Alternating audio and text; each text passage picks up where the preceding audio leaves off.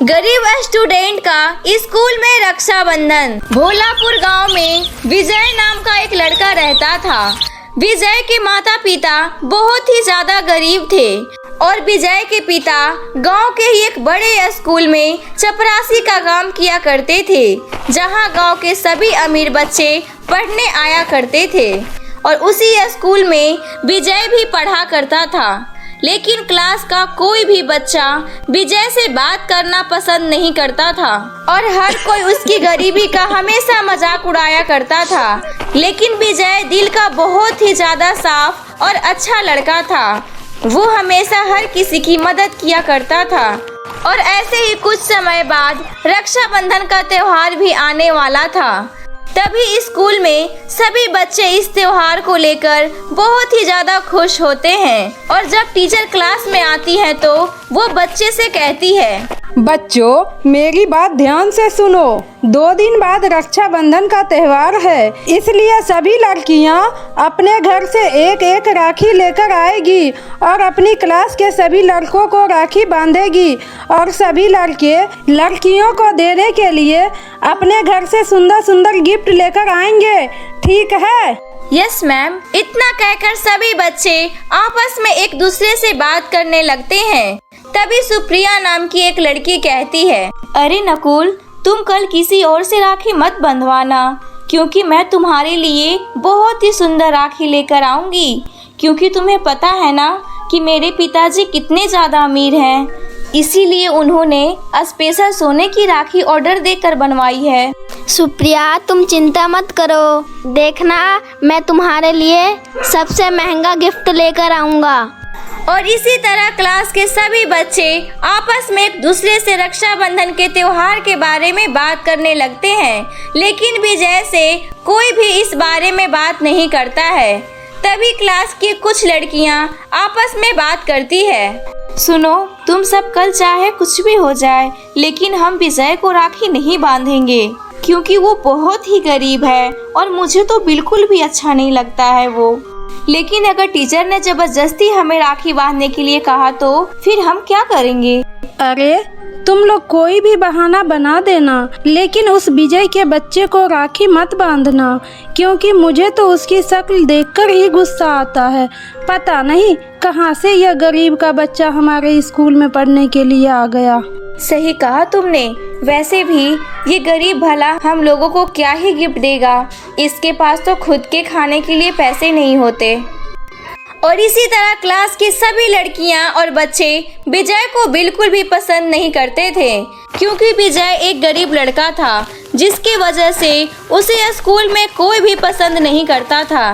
तभी जब विजय छुट्टी के समय अपने घर पिता के साथ जा रहा होता है तो उसी समय वो रास्ते में अपने पिता से कहता है, पिताजी, कल स्कूल में रक्षाबंधन का त्योहार मनाया जाएगा और क्लास की सभी लड़कियां सभी लड़कों को राखी बांधेगी और सभी लड़के उनके लिए गिफ्ट लेकर आएंगे, तो आप मुझे भी कोई गिफ्ट दिलवा दीजिए ना।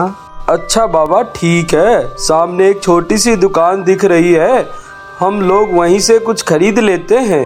इतना कहकर विजय अपने पिता के साथ दुकान में जाता है और एक छोटा सा टेडी बियर खरीद लेता है। और अगले दिन वो सभी लड़कों की तरह अपना गिफ्ट लेकर स्कूल जाता है और राखी बंधवाने का इंतजार कर रहा होता है।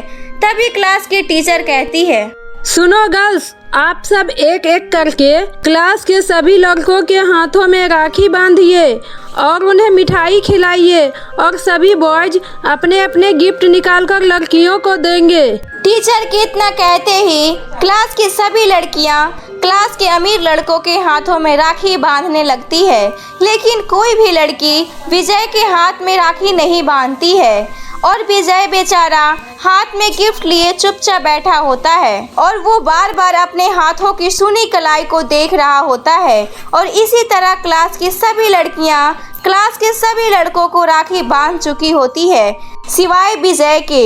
लेकिन वही सुप्रिया के प्लेट में एक राखी एक्स्ट्रा बच जाती है, जिसे देखकर क्लास की टीचर कहती है, अरे सुप्रिया, अभी तुम्हारे पास एक राखी और बची हुई है ना, तो तुम ऐसा करो, तुम यह राखी विजय को बांध दो। विजय बेचारा कब से हाथ में गिफ्ट लिए बैठा है, उसे अभी तक किसी ने राखी नहीं बांधी है।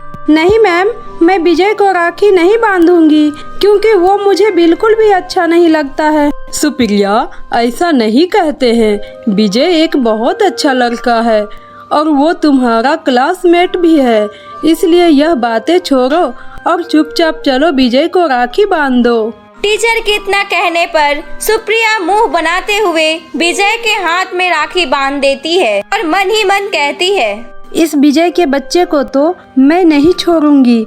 आज इसकी वजह से क्लास में हर कोई मेरा मजाक उड़ा रहा है। और इस तरह सुप्रिया ना चाहते हुए भी विजय के हाथ में राखी बांध देती है, लेकिन वो मन ही मन विजय से बहुत ही ज्यादा नफरत कर रही होती है। और टीचर की क्लास से जाते ही सुप्रिया विजय का दिया हुआ गिफ्ट ले जाकर डस्टबिन में डाल देती है और ये देखकर विजय को बहुत बुरा लगता है। तभी क्लास के कुछ बच्चे सुप्रिया का मजाक उड़ाते हुए कहते हैं, अरे क्या बात है सुप्रिया, तू तो हम लोगों से बड़ा कह रही थी कि तू उस विजय को कभी राखी नहीं बांधेगी, लेकिन अब क्या हुआ? अब तो विजय तेरा भाई बन गया है। तुम सब अपना मुंह बंद रखो और इस विजय के बच्चे को तो मैं देख लूंगी। और इसी तरह अगले दिन जब टीचर क्लास में आती है तो वो बच्चे से कहती है, बच्चों, तुम सब ने अपना साइंस का प्रोजेक्ट तैयार कर लिया है ना? तो सब बच्चे अपना प्रोजेक्ट निकाल कर बाहर रख लेंगे। अभी कुछ देर में प्रिंसिपल मैम आकर सबके प्रोजेक्ट चेक करेंगी और उसी हिसाब से तुम सबको नंबर मिलेंगे। टीचर के इतना कहते ही सभी बच्चे अपना प्रोजेक्ट निकालकर अपनी सीट के आगे रख देते हैं। तभी विजय का प्रोजेक्ट देखकर सुप्रिया के दिमाग में एक आइडिया आता है और वो हाथ में पानी की बोतल लेकर मन ही मन सोचती है, क्यों ना मैं यह पानी विजय के प्रोजेक्ट पर गिरा दूं, फिर इस विजय का पूरा प्रोजेक्ट खराब हो जाएगा और प्रिंसिपल मैम उसे बहुत डांटेगी। तब जाकर इस विजय के बच्चे को समझ आएगा कि मुझसे पंगा लेने का क्या अंजाम होता है। सुप्रिया इतना कहकर जैसे ही विजय के प्रोजेक्ट पर पानी गिराने जाती है, वैसे ही सुप्रिया का पैर फिसल जाता है और सारा पानी सुप्रिया के प्रोजेक्ट पर गिर जाता है, जिसकी वजह से सुप्रिया का सारा प्रोजेक्ट खराब हो जाता है और सुप्रिया जोर जोर से रोने लगती है। तभी सुप्रिया के सारे दोस्त सुप्रिया का बहुत मजाक उड़ाते हुए कहते हैं, अरे सुप्रिया, ये क्या? तूने तो अपना सारा पानी अपने प्रोजेक्ट को ही पिला दिया। अब भला प्रिंसिपल मैम को क्या दिखाओगी? अरे सुप्रिया, अब तो तुझे प्रिंसिपल मैम बहुत डांटेगी। नायरा, तुम तो मेरी दोस्त हो ना, प्लीज मेरी कुछ मदद कर दो। सॉरी सुप्रिया, पर मैं इसमें तुम्हारी कोई मदद नहीं कर सकती हूँ। और इस तरह सुप्रिया की कोई भी मदद नहीं करता है। तभी सुप्रिया को रोता देखकर विजय कहता है, सुप्रिया, तुम चिंता मत करो और पहले यह रोना बंद करो। यह लो मेरा प्रोजेक्ट, तुम मेरा प्रोजेक्ट लेकर प्रिंसिपल मैम को दिखा देना, फिर तुम्हें कोई डांट नहीं पड़ेगी। विजय की ये बात सुनकर सुप्रिया की आंखों में पछतावे के आंसू आ जाते हैं, क्योंकि जिस लड़के को वो हमेशा बुरा भला कहती थी, आज वही लड़का उसकी मदद कर रहा था। जिसके बाद सुप्रिया विजय का प्रोजेक्ट लेकर प्रिंसिपल मैम को दिखा देती है, जिससे उसे बहुत अच्छे मार्क्स मिल जाते हैं। और वही विजय बेचारा प्रिंसिपल मैम की चुपचाप डांट सुनता रहता है। और जब कुछ देर बाद प्रिंसिपल मैम और टीचर क्लास से चली जाती है तो सुप्रिया विजय से कहती है, विजय, मुझे माफ कर दो। आज मेरी वजह से प्रिंसिपल मैम से तुम्हें कितनी डांट सुननी पड़ी, लेकिन तुमने मेरे लिए ऐसा क्यों किया? सुप्रिया, तुमने मुझे राखी बांधी है, इस नाते तुम मेरी बहन हो और एक भाई होने के नाते मेरा फर्ज बनता है कि मैं अपनी बहन को हर एक मुसीबत से बचाऊं और उसकी मदद करूं।